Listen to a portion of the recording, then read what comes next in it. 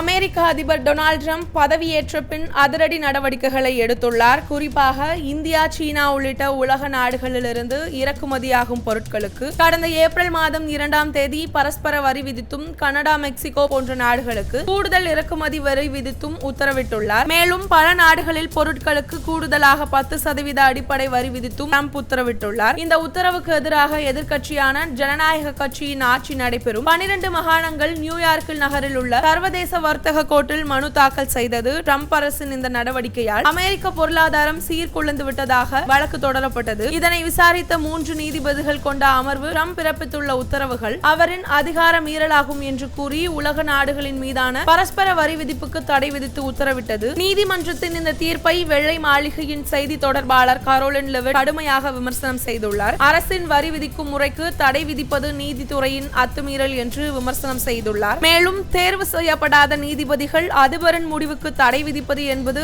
ஆபத்தான போக்கு என்றும் குறிப்பிட்டுள்ளார். இந்த நிலையில் இந்த தீர்ப்பை எதிர்த்து அதிபர் ட்ரம்ப் நிர்வாக சார்பில் அந்த நாட்டு உச்ச நீதிமன்றத்தில் முறையிடப்பட்டது. வரி விதிப்பு விவகாரத்தில் வர்த்தக நீதிமன்றத்தின் தடைக்கு அவசர நிவாரணம் வழங்க வேண்டும் என்ற அரசின் முறையீட்டை உச்சநீதிமன்றம் ஏற்றுக்கொண்டுள்ளது.